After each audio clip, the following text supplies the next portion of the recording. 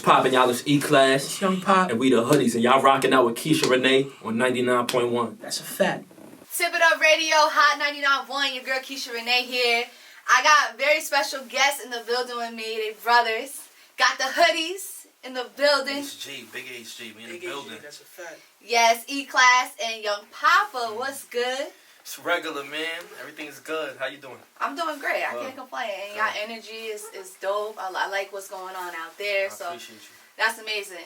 I do want to ask, like, what is it like working together? Because y'all are blood brothers. And y'all have, like, a great bond.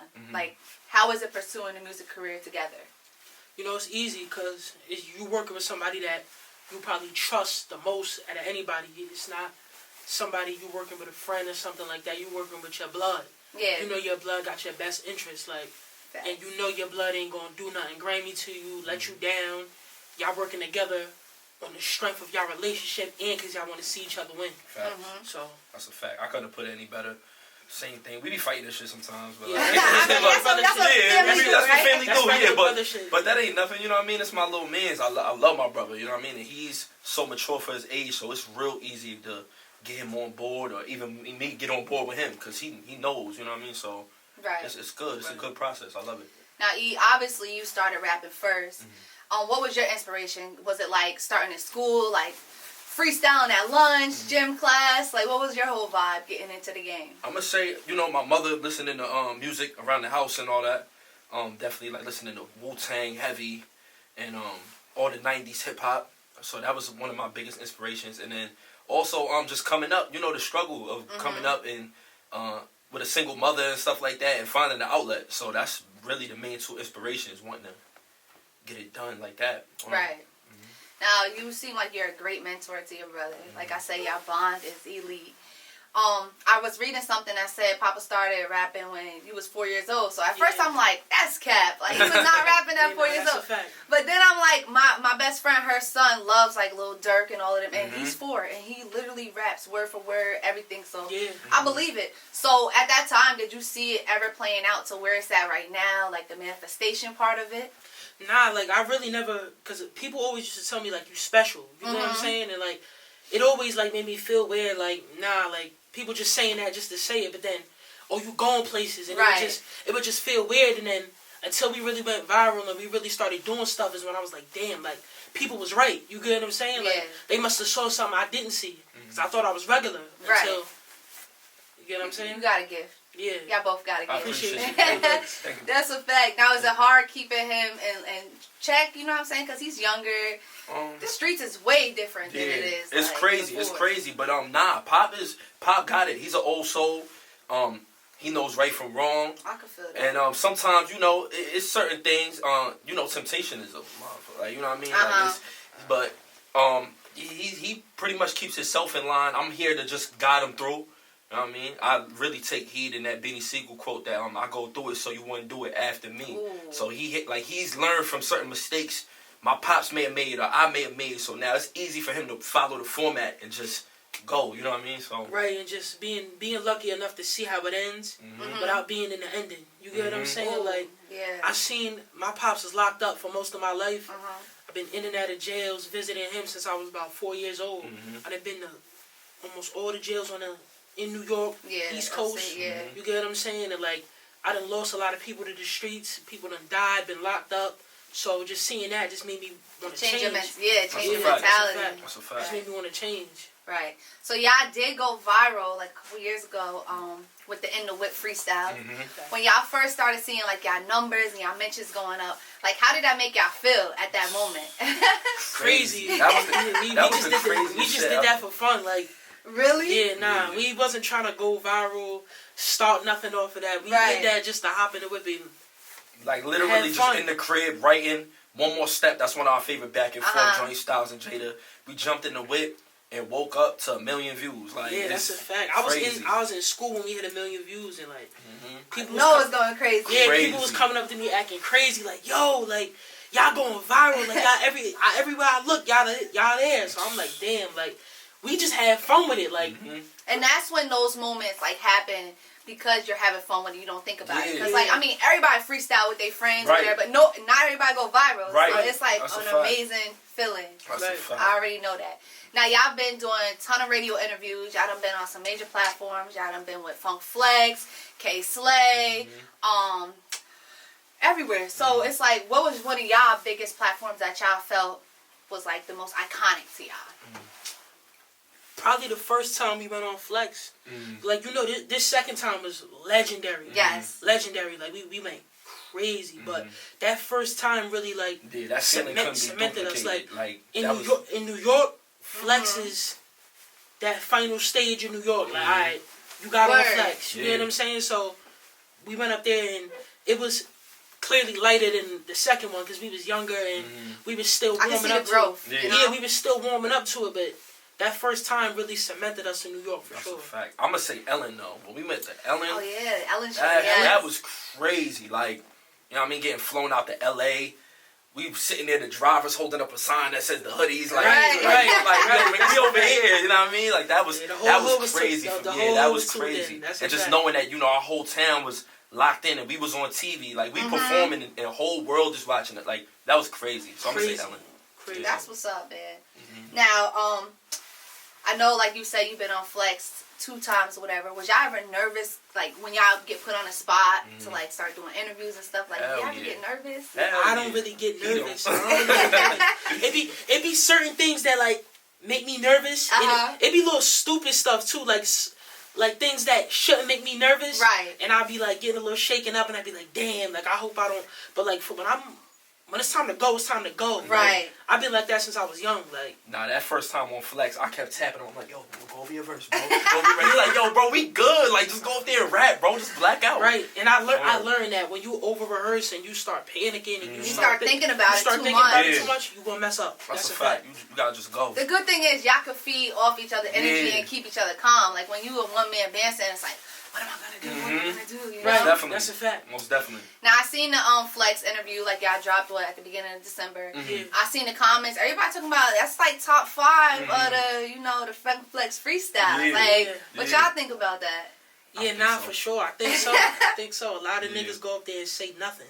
Right. And that's why I said what I said. You know, because like that's just me looking. Not being a rapper. That's me looking as a fan of hip hop. Niggas go up there and act like Hot991 is a Hot991. Right. Yeah. And like that's why every time we go up there, you gotta go up there hungry. Yeah, you never know what's gonna happen. That's a fact. For real. That's a fact. So like, you can't play with no Flex. Like you can't play with no K Slay, no Static, no Sway. Right. Those is platforms you gotta go up there and bomb and make your point. And niggas go up there to play around, and we was letting the world know like we not playing with nobody. You know what I mean? Right. Speaking of top 5, y'all worked with 2 of my favorite rappers, Jadakiss and Styles P the Ghost. Yeah. How did that all happen? Well, go ahead, Pop. Yo, I mean, they seen the movement. They was loved it. impressed. Yeah, they saw that first in the whip. Right. And we did they beat, and then they shared us on So Raspy on Jadakiss's website. And then they reached out and they was like, yo, pull up the YO. We pulled up to the studio. It was smoked out. We caught the contact. We're heavy haze and sour in there and all that. I was a young boy too. I was like 11. Yeah. Right? Yeah. Pop was like, yo, I'm lightheaded. Yeah, I was we was chilling though. Just drink a lot of water. Yeah, right. Yeah, we went in there, we did the In the Whip. That was legendary. Crazy. Facts. Now, speaking of that, working with Jadakiss and stuff, I seen an interview where y'all manifested that kind of, because they was asking you, like, who y'all want to work with in the future, you know what I'm saying? So, to see everything, like, the universe come around, and just, like, you spoke working with them into existence. I mean, you even said Hov, too, so I know he watches. I know he's seen some stuff, you know what I mean? It's a fact. We met Bleak, we met, who else we met up there at Rock Nation? Rel Carter. Okay, shout out to him. Yeah, shouts to Rel. Yeah, but the big homie gotta kind of pop out for Hoodies. That'd be legendary. What? That'd be crazy. Right. I don't think I'm ready yet though. I need a couple more years. Now you seem like you ready. I don't think I'm ready yet. You always ready for that whole feature. So you say you was 11, and how old are you now? I'm 16 now. Okay, so you still in school? Yeah. In school or virtual? Nah, it's virtual right now. Okay. It worked better with my schedule, but Okay, busybody. Yo, you heard that? You tried to Nah, I'm on top of it though. I'm making sure everything's straight. Right, now because I was gonna ask you, like, what is it being a teenager these days being like doing what you're doing and stuff. Yeah, you're not doing little stuff. Yeah, before that I was in regular school, and like certain things would happen, and teachers would like, yo, so how does this work? And it just seemed weird because it's like you feel like you're being treated differently, but you want to be regular at the same time, and then some people feel some type of way about it, and other people like it. So, it's just trying to stay low-key with it. I don't try to go too hard with it. I feel you. Now, y'all got 2 projects out, Blood is Thicker, and then Where Should We Land? Yeah, Where Should We Land at? What's your favorite song off of that, the last project y'all just dropped?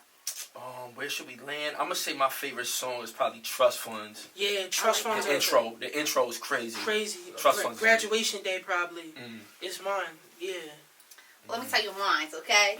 I love Where We Land with Jimmy. Okay. Jim Jones. Yeah. Graduation Day, the production was bananas. Yeah, shout out Sanjay. It's like, I don't know if it's a sample or something y'all use. Sanjay went crazy on that. Crazy. That's a fact. I really like the Takeoff too because it was real raw. It's relatable. It's about leveling up and just, going through things and getting to where you're trying to go. No question. That's a fact. So that's dope. Solid project. Thank you. Speaking of Jim Jones, that y'all worked with, how did y'all feel about his verses?